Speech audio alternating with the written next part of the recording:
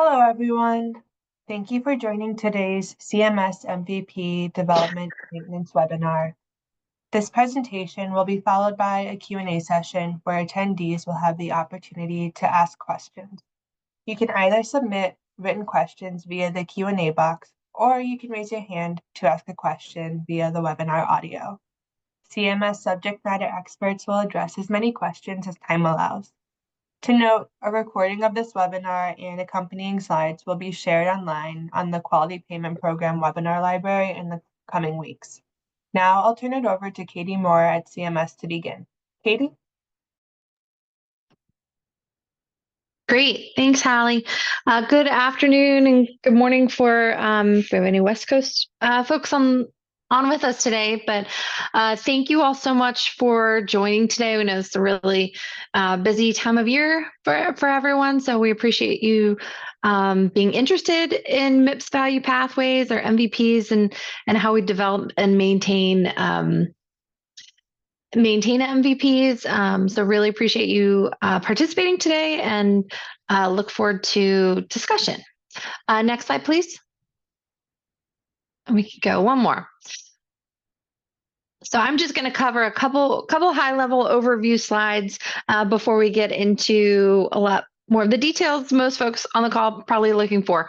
But just in case we have any folks that are new or really just trying to understand what MVPs are or how we got here.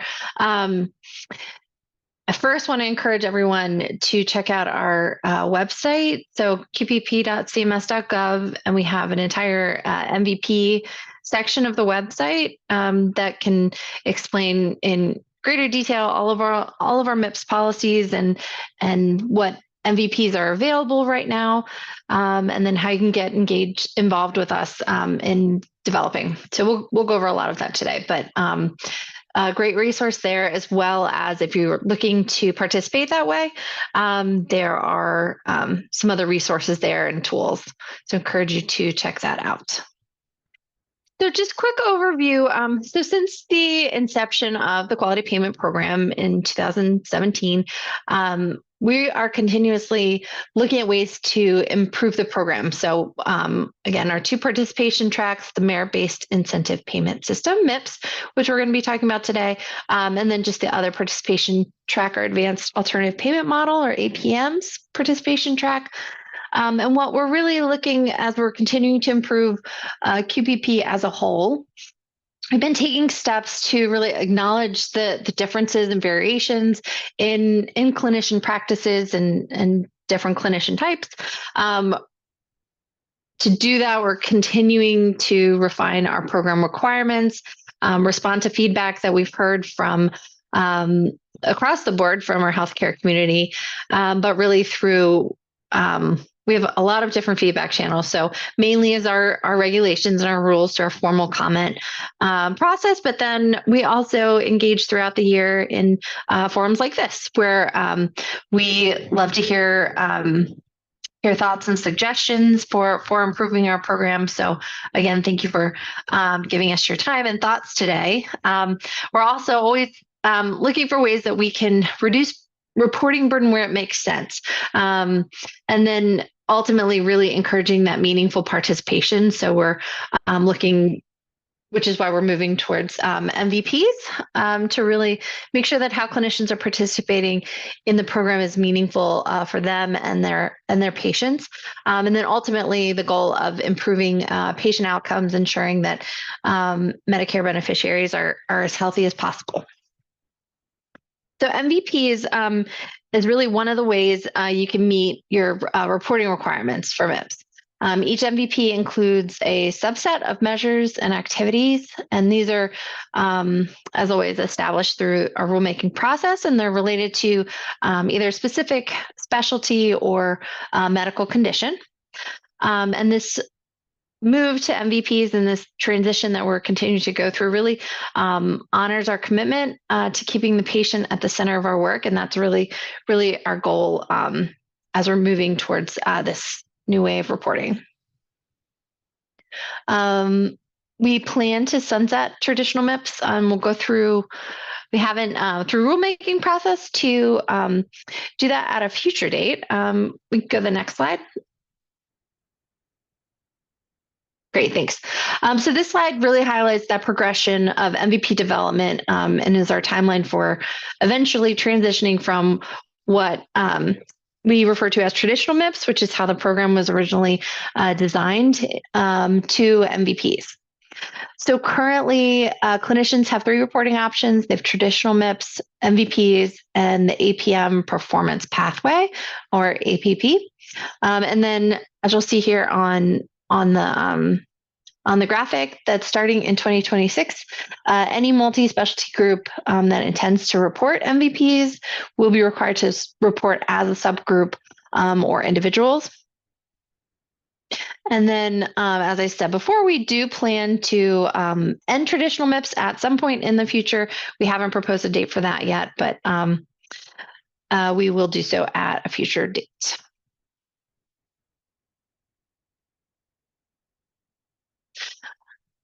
Thank you very much. Okay, and with that, I'm going to turn it over to Michelle Peterman, who's going to go over our MVP participation requirements and get us going today. Thanks. Thanks a lot, Katie. Hi, everyone. Now we're going to go a little bit deeper into our MVP development and maintenance slides, and we'll hope that you all get a lot of good information from this. So this very first slide, it just highlights the MVP participation requirements and the types of participants that may register for MVP reporting. So as you can see on this slide, it's individual clinicians, single specialty groups, multi-specialty groups, subgroups, and APM entities. If you note, there is an asterisk next to the multi-specialty group participants. This annotates a special note there at the bottom of the slide. We just really want to note and emphasize that starting in 2026, that multi-specialty groups will be required to report either as an individual or form subgroups. We just want to be sure that folks are tracking this policy, as it will be a new requirement starting in 2026. So not this upcoming year, but next year. We just want you all to be prepared. So we may mention it a few times throughout this presentation. Next slide, please. All right, so this slide highlights how we have broadened our opportunities for the public to provide feedback on our potential MVP candidates. So we will determine and post feasible MVP candidates on our website that Katie was mentioning. We do that to solicit feedback from the public for a 45-day period. Once the 45-day feedback period closes, we will post those applicable feedback received on our website. So posting to the MVP candidates for feedback, it doesn't guarantee that the candidate will move forward for rulemaking. We review all the feedback received and we incorporate changes, and then it must go through the rulemaking process. We are not required to notify the group or the organization that originally submitted the candidate of any updates in advance of the rulemaking, due to rulemaking policies and how we are required to go through that process. So this 45-day candidate process is actually starting today. So it starts today and it'll go through January 24th. So you all keep an eye out for that, and look for our new draft MVPs. Next slide, please. So this slide actually goes through a high-level overview of our MVP development process. So to the far left on the orange arrow there, we begin the MVP candidate development. During this time, the MVP is being developed based on our needs and priority list that we post on our website as well. We can receive these either internally by us developing them or through interested stakeholders, and we receive those regularly. The next arrow, the bluish one, is the draft MVP. We discuss our draft MVPs with interested parties. So we reach out to folks and have meetings with them, and we have a collaborative process where we go back and forth and we get feedback on the draft MVPs. The next part is the gray arrow is MVP feedback. This is where we provide the 45-day feedback I was just discussing for the general public to provide the feedback. The next step in the green arrow is where we propose the MVP, and that's done through our physician fee schedule proposed rule. Then I guess that's teal. The teal arrow is where our MVP moves to the final rule. And we're receiving feedback through all of these processes the entire way. And even in our final step here on our development, our MVP maintenance. That is also a time where we continue to give opportunity for the public to provide feedback on those finalized MVPs, because we can modify an MVP through our future rules. And so that's on an ongoing basis that we will accept that. Next slide, please. For MVP maintenance, this one provides a high level of the maintenance process. So it is an opportunity for the public to recommend changes to our previously finalized MVPs. So we do accept those on a rolling basis. So typically recommendations are submitted prior to the end of January will be considered for the upcoming rulemaking cycle. If we receive them after that time, they'll more than likely go into the next rulemaking cycle. So if you do have recommendations, it's best to do them prior to the end of January so we can get those incorporated. We give the public an opportunity to provide the feedback on the potential revisions we're considering. We may share the revisions through the various platforms such as a live or pre-recorded webinar or other public communication channels as we deem appropriate. Next slide, please. So for the MVP registration, these are a few high-level dates that you need to be aware of and a little bit of do's and don'ts. So it's important for MVP registration. You must register for an MVP, and the registration is between April 1st and December 1st. The second point here is that you must select an MVP that you intend on reporting. And then third, once you register, you will not be able to make changes to the MVP you select after the close of the registration period. And you won't be able to report on an MVP you didn't register for. So it's really important when you go to register that you're ready and you know which MVP you'd like to do and that you intend to do, so that you don't have an issue when it actually comes to the reporting piece. Next slide, please. This is specifically for subgroups, MVP registration for subgroups. So subgroup reporting has been voluntary for 2023, 24, and 25. So this upcoming year, it'll be voluntary as well. So in 2026, like I noted earlier, for multi-specialty groups that will report through an MVP, they will have to report as a subgroup. Also, in addition to the required MVP registration information, the subgroup must include a list of their 10 and NPIs in the subgroup, plain language name for the subgroup, as that will be used for public reporting, a description of the composition of the subgroup, which may be selected from a list or described in a narrative. It's also important to note over on this right side that a clinician may only register for one subgroup per 10. So those are highlights on that piece. I think there's more on the next slide, actually. Next slide. Yeah, so a little bit more on subgroups for registration. So for a subgroup, it must include at least one clinician that is a MIPS eligible as an individual. And these two highlighted things here on the bullet points, we use the initial 12-month segment of the 24-month MIPS determination period to determine the eligibility of clinicians intending to participate and register as a subgroup. And subgroups inherit the eligibility and special statuses of the affiliated group, so which is identified by the 10. So to participate as a subgroup, the 10 will need to exceed the low volume threshold at the group level. And then subgroups will not be evaluated for low volume threshold at the subgroup level because it takes on the group's eligibility. And then the second bullet here is about the special statuses. The subgroup, it also inherits the special statuses held by the group, even if the subgroup does not meet those criteria. For example, a small practice or something like that. Subgroups will also not be evaluated for special statuses at their subgroup. Like it's the same exact rule as the other one. It is evaluated at the group level, not the subgroup level. So those are important to note. All right, next slide, please. All right, so this one's a little bit about third parties. There's only, so for third parties, we have a couple of exceptions for third parties who are supporting MVPs. So in general, a QCDR or a third party must support all the measures in an MVP. However, these are two qualifying reasons or exceptions to that rule. So if an MVP includes several specialties, then the QCDR is only expected to support the measures that are pertinent to the specialty of their clinicians. Or the second exception is that they're only required to be reported by the QCDR measure owner.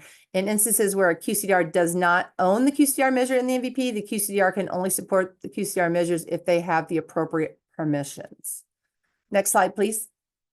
All right, so now we're going to go a little deeper into our 2025 policy updates. Next slide, please. So this slide provides a high-level overview of our 2025 MVP policy updates. So in the physician fee schedule final rule, we did finalize 6 new MVPs. We modified all of our previously finalized MVPs, and that included consolidation of 2 neurology-focused MVPs. We made them into 1 neurology MVP. I'll talk about that a little more in a minute. We also finalized the beginning in 2025. We will calculate all available population health measures for an MVP participant and apply the highest scoring population health measure to their quality performance score. So in previous years, MVP participants had to select a population health measure during registration, but now you no longer have to do that.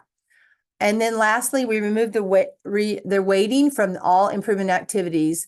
And so now MVP participants only need to attest to 1 IA. There's no more high or medium weighting for improvement activities performance category. We have a lot more information on these changes in the 2025 finalized MVP guide and the 2025 QPP policies final rule fact sheet, and those are on our QPP website as well. Next slide, please. So these are our new MVPs for 2025. Like I noted before, there were 6 of them that we finalized, and these are most applicable to clinicians who treat patients. So the ophthalmology and optometry for comprehensive ocular care MVP. Dermatology includes non-physician practitioners such as nurse practitioners and physician assistants for dermatologic care MVP. Gastroenterology, including non-physician practitioners for gastroenterology care MVP. Pulmonology and sleep medicine, including non-physician practitioners for pulmonology care. General urologists, urology oncologists, and subspecialties focused on urology care for women for the optimal care for patients with urological conditions. And the last one, general surgery, neurosurgery, cardiothoracic surgery, anesthesiologists, including non-physician practitioners such as certified registered nurse anesthetists, nurse practitioners, and physician's assistants for the surgical care MVP. That was a mouthful. Next slide, please. So the next 2 slides are going to be talking about the previously finalized MVPs. So all of these, we had modifications for 2025. So we made modifications to all the previously finalized MVPs. We either expanded upon clinical concepts, we added advanced health equity, addressed maintenance requests from the public, and we removed measures and activities that they were either finalized for removal from the respective inventory or replaced by more robust measures. So all of these are also in the 2025 PFS rule and also in our final list of MVPs available for reporting on the QPP website. I'm not going to read them all out, but this slide, and then if you can go to the next slide, these ones as well. So all of those modifications were made to each of those. Next slide, please. Okay, so this slide is talking about the neurology MVP I mentioned earlier. And we did consolidate these 2 neurology-focused MVPs into the single neurological MVP. The previously finalized optimal care for patients with episodic neurological conditions MVP and the supportive care for neurodegenerative conditions MVP, they were consolidated and they were finalized as the quality care for patients with neurological conditions MVPs. So clinicians that reported one of the original neurological MVPs will likely want to review the consolidated neurological MVP and determine whether to register and report this MVP in 2025. So we want to make sure that everyone is aware that this was a change. Next slide, please. All right, so this one's kind of got a lot on it. It is our reporting requirements and policy updates. I'll run through them quickly, but the main thing that changed was the improvement activities, like I said earlier. So for quality, MVP participants need to select 4 quality measures. One of the 4 measures must be an outcome or a high priority if an outcome is not available. For improvement activities, this is the one that has changed. IAs no longer have weights, and only one activity needs to be selected for attestation. For MVP participants will continue to be scored on the cost measures included in the MVP. The score is calculated automatically using administrative claims data, so you don't need to choose which cost measure to report. If a cost performance category score cannot be calculated for a group or a clinician or group, then the cost category is reweighted following the traditional MIPS scoring policies. For the foundational layer, this is across all MVPs are the same. We'll calculate and use the highest score of the population health measures using administrative claims data. And this score will be part of the quality performance category. And then MVP participants will be report on the same PI measures required under traditional MIPS unless you qualify for reweighting due to things like clinician type, special status, or an approved PI hardship exception application. Subgroups will need to submit PI data at the group level, not the subgroup level. Okay, so now I'm going to pass the presentation over to Ajama. She's going to be reviewing the MVP candidate submission process and MVP maintenance information. Thank you, Michelle. All right, so just a quick overview. So CMS does invite the general public to submit MVP candidates for future rulemaking. We do accept MVP candidates on a rolling basis. If you do submit an MVP candidate between now and the mid of next year, just keep in mind that CMS will consider this for performance year 2027 or for future rulemaking. CMS has concluded its review for 2026. And if you're interested in submitting an MVP candidate, you'll want to complete the MVP development standardized template. So this process is separate from the call for measures and activities. We just want to note that.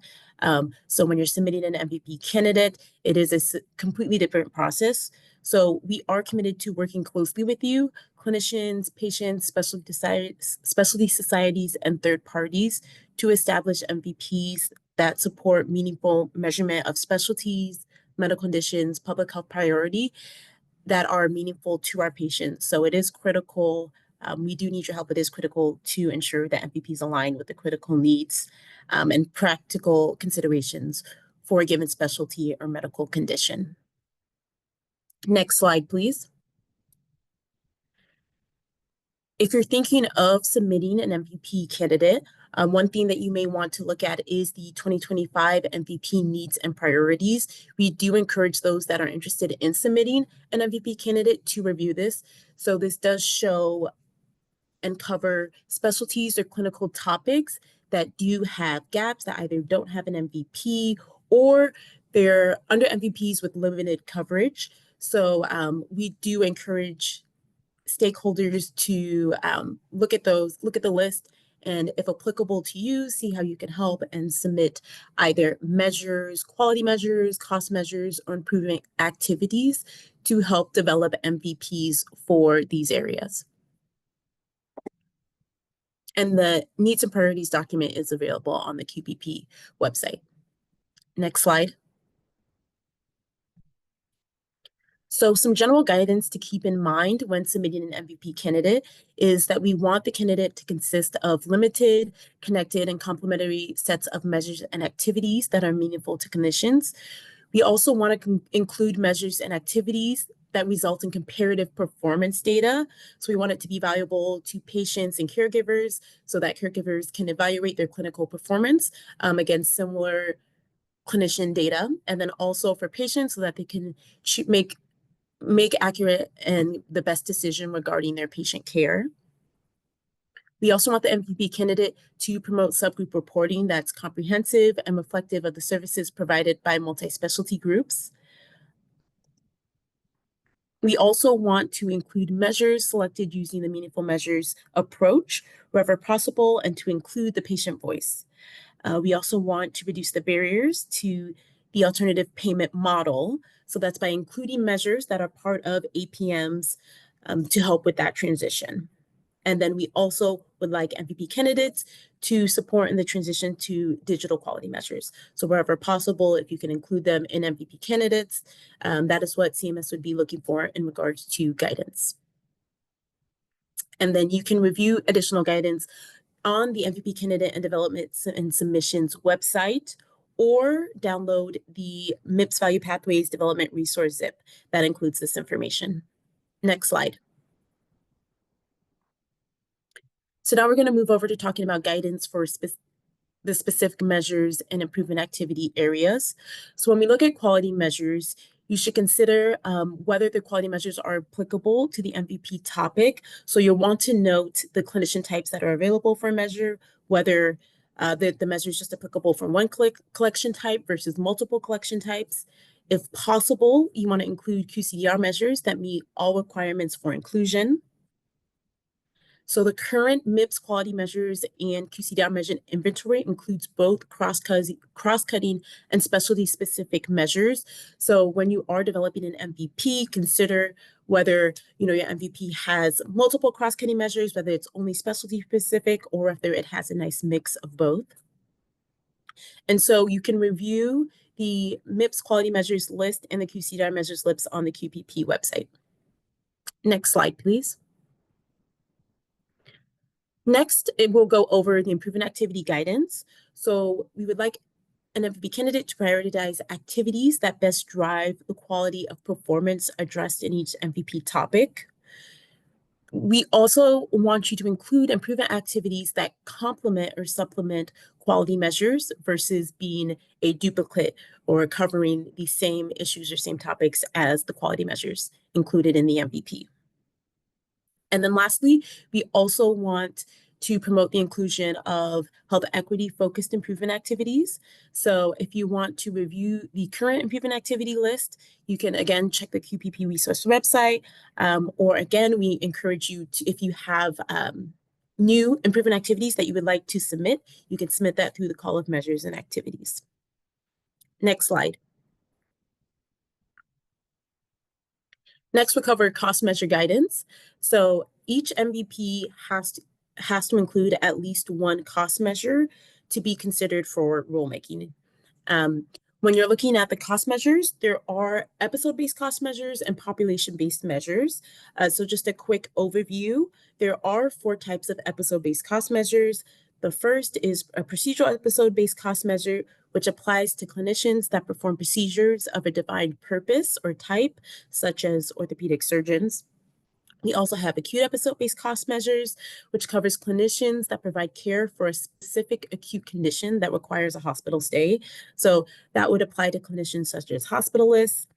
And then next we have the settings episode-based cost measure. This applies to clinicians who provide care to patients in a specific setting, so such as an emergency department. And then lastly, we have the chronic condition episode-based cost measure that accounts for the ongoing management of a disease or a condition.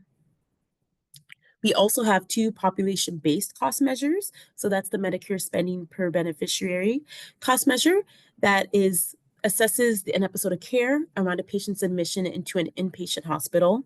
And then we also have the total per capita cost measure that analyzes the overall cost of care reflecting of an ongoing primary care relationship. Next slide, please. Okay. Next, we'll go over the MVP candidate submission and review process. Next slide.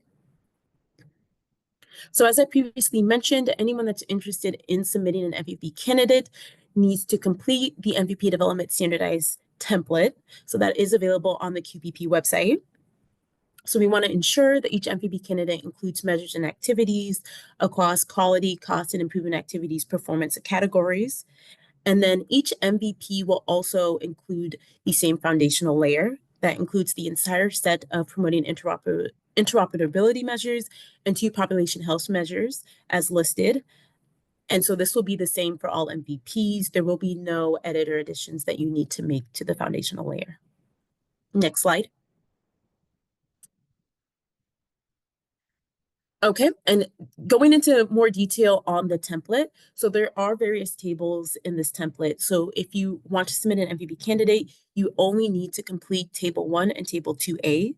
So Table 1 includes high-level descriptions such as the MVP name, points of contact, the intent of the measure and activity linkages, appropriateness, comprehensibility, and incorporation of the patient voice.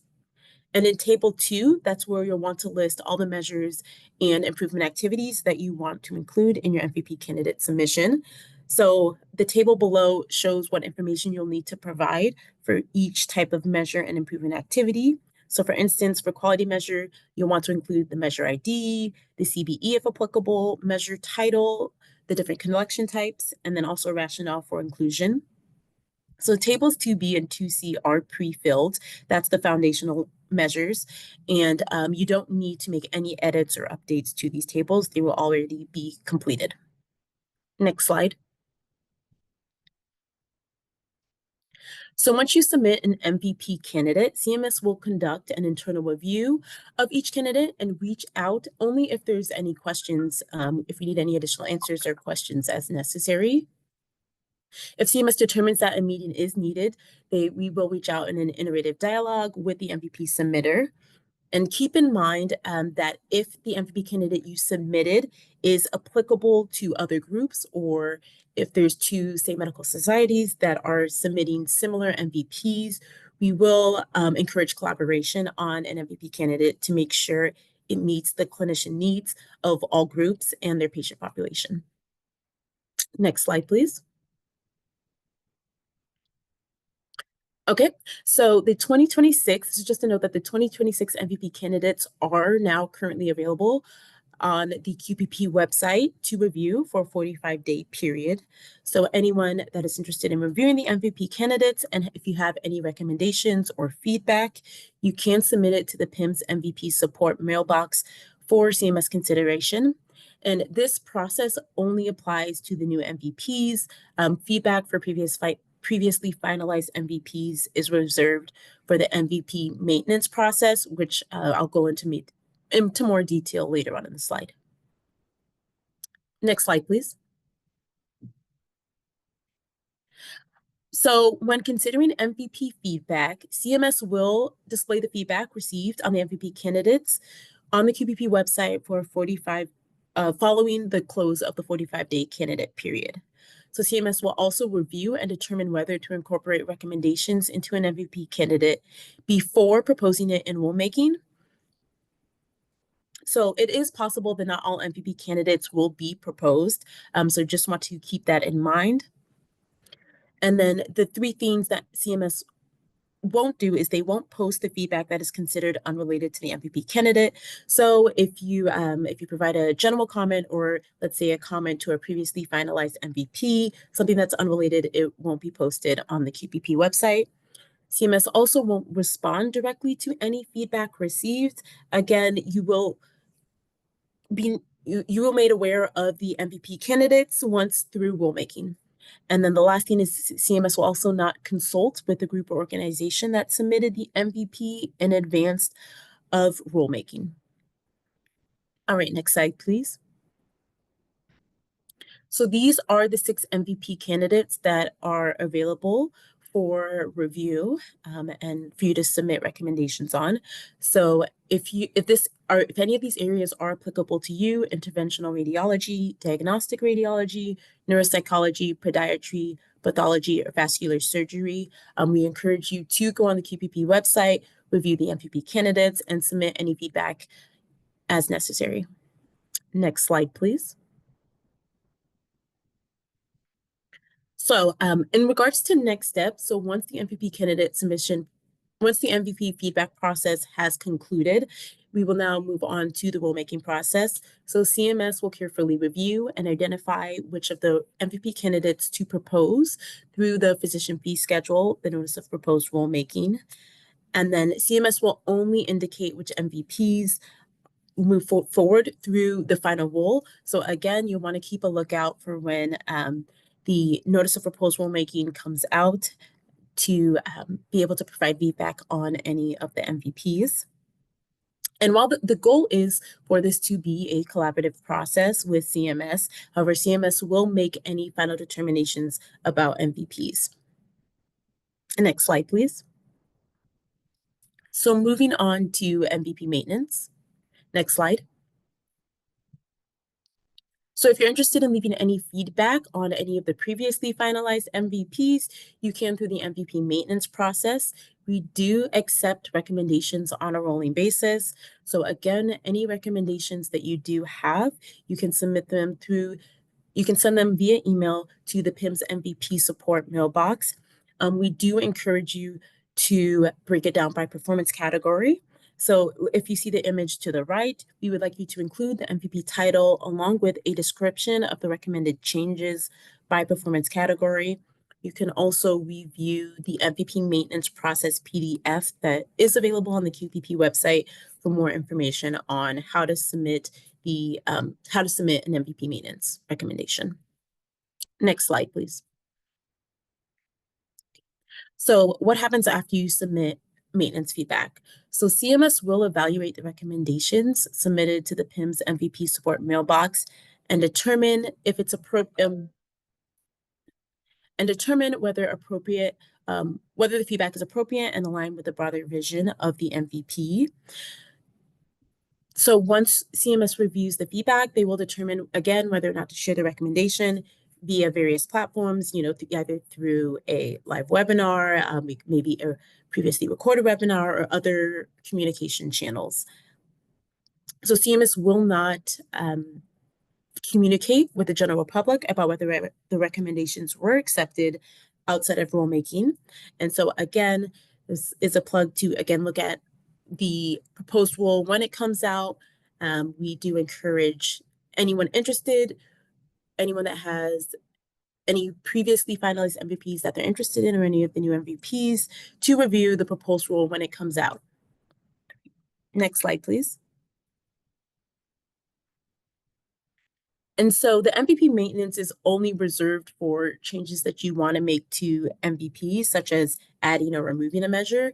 If you want to make any changes or recommend any changes to an existing measure or proven activity within an MVP, that is where you'll want to go through the call for measures and activities channels. So if you want to request a recommendation for changes to a MIPS quality measure, they may be submitted for consideration during the proposed rulemaking cycle or by contacting the measure steward directly.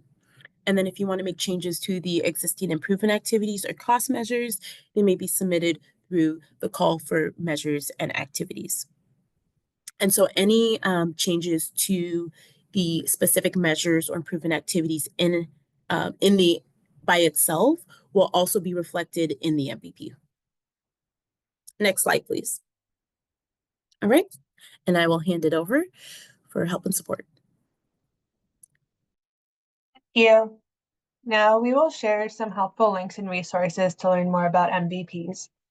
So on this slide, you can see a few of the MVP resources available on the QPP website, including the MVP Learning Experience webpage, the 2025 Finalized MIPS Value Pathways Guide, a document that you saw earlier in today's presentation outlining the transition from traditional MIPS to MVPs, and an MVP overview video. Additionally, we do have the 2025 QPP policies final rule fact sheet on the QPP resource library, and then all of the recorded MVP webinars, including their slide decks, recordings, and transcripts, are also available on the QPP webinar library. And then if you still have questions, we encourage you to reach out to the QPP Service Center by email, by creating a QPP Service Center ticket, or by calling the phone number listed on the screen. Folks are available to help you on Monday through Friday from 8 a.m. to 8 p.m. Eastern Time. Next slide, please. So we're now going to start the Q&A portion of the webinar. We can go to the next slide. As a reminder, you can ask questions using the Q&A box, or you can raise your hand to ask a question via the webinar audio, and we'll unmute your line. As a reminder, you must have a working microphone to ask a question out loud. So we can go ahead and get started with a question we have in the Q&A box from Stephanie. The question reads, can you please outline the steps that measure stewards can take to have QCDR measures added to MVPs so the measures can become active in MIPS while we pursue submission to the measures under consideration and go through rulemaking to move the measures into the public domain? And I believe Colleen would like to answer this question. So Colleen, I'll turn the floor over to you. Thank you. Yeah, this is Colleen from the PIMS team. Yes, we definitely highly encourage including QCDR measures within the MIPS quality measure inventory. If you would like to see your QCDR measure in an MVP, do suggest reaching out to that PIMS MVP support mailbox that Ajama spoke to earlier and kind of just outline your plan and which measures that you're wanting to put through the call for measures. And just giving us a heads up on that. And then we can definitely always discuss inclusion or removal of measures within MVPs during that maintenance process as well. So happy to have further conversations or give any more support that's necessary via email. So please don't feel free to reach out and let us know of those measures that you're planning to submit to MUC. All right, thank you, Colleen. As a reminder, if you want to go ahead and submit a question via the chat box, you can go ahead and type that in so that we can read it out loud. Or if you want to answer your question over the phone, please raise your hand and we will unmute your line. That being said, we do have a question from the audience from Vinayak. Vinayak, we have unmuted your line if you would like to unmute yourself. Hi, good morning, everyone. Thank you for the insightful webinar. I just had some preliminary questions on the low volume threshold. So the low volume threshold for the MIPS program were like, the clinician should have greater than $90,000 of Part B claim services, 200 patients, and 200, I think, services provided as well. Do the low volume threshold continue to stay the same for MVP, or do you have some special low volume thresholds established for the MVP program? I can take that one. No, the low volume threshold is the same for all of the program for MVPs as well. So, and it would have to be at the group level that you'd have to reach those thresholds in order to meet the low volume threshold. And you have your hand back up. All Go right. ahead. Thank you. Yeah. No, and then the follow-up question I had was, we are a multi-specialty group, and then we have primary care TINs and we have specialty TINs as well. So let's say a patient sees a primary care provider under a primary care TIN and sees a cardiologist under a cardiologist TIN. And let's say the number of services in primary care are obviously very high in comparison to the cardiology TIN. Will that patient's activity be included in both the TINs for the MVP, or how does the patient allocation attribution work for the MVP? So for the MVPs for a low volume threshold, it's measured at the group level. So if it's primary care, that's how it's going to be established as to what your eligibility is and how that falls under there. But in 2026, you definitely would want to switch into having a subgroup for, for the two different specialties. That way that can be captured better, but it still would go, your eligibility is still going to fall back to the group level. Okay, so you're saying even if a patient sees a cardiologist and the cardiologist TIN even once, they will still be counted in that TIN as well, right? In addition to their primary care TIN. I'm not sure if I'm following what you mean. So, you have all these quality measures under each MVP, Right. right? So you have a primary care MVP, and then let's say there's a specialty MVP, another specialty MVP. What I'm asking is that there are so many quality measures under each MVP. If a patient is seeing the specialty specialist even once during the year and undergoes some testing and so forth, that activity will still be included in that MVP for the quality reporting, right? Yeah, so I think what you're talking about is the quality piece, not the low volume threshold. So yeah, it would go towards the quality measure. So for that, it's the 20 case minimum, right? For that. Oh, 20 case minimum. That's what I was That's a asking. little bit different than the low volume threshold. Low volume threshold is an eligibility requirement, whereas each individual quality measure has its own measurements. Yeah, that's exactly what I was hoping for. Thank you, Michelle. Appreciate it. Thank you for that discussion. We just wanted to do a couple other calls to see if anyone else had a question that they wanted to ask over the line. So if you have a question you would like to ask, please go ahead and raise your hand and we will unmute your line to ask your question over the phone.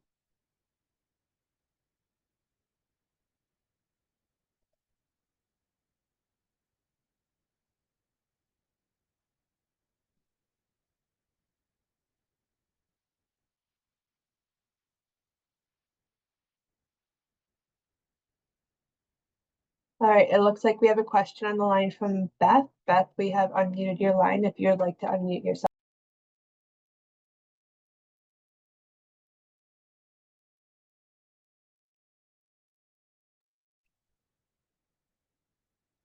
Beth, it looks like you're still muted.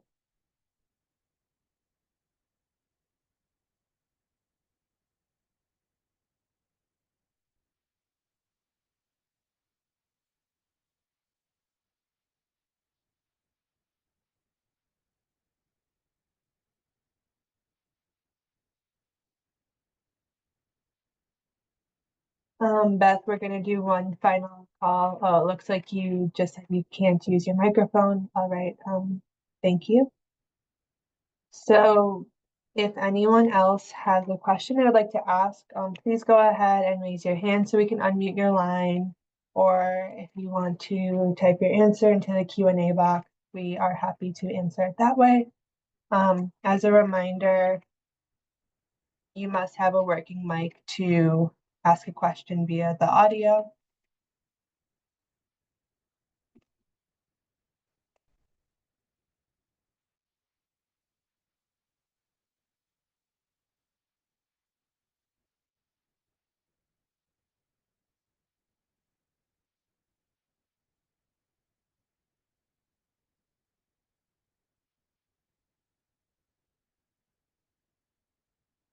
All right, so seeing no further questions, we are going to go ahead and end the Q&A portion of this webinar. Thank you everyone for your questions. So we'll now turn it back to Michelle Peterman to conclude the call. Michelle. Thank you everyone for your attendance today and all the great questions you had for us. I did want to put out one more plug for the MVP 45-day draft candidate feedback period. Like we said earlier, it does begin today and it will go through January 24th. We would greatly appreciate your input on those draft candidates. So you can refer to the additional resources slide. It provides lots of information and good resources to find all of the information that we've talked about today. We do appreciate you all and look forward to your continued collaboration. We hope everyone has a great day. Thank you so much.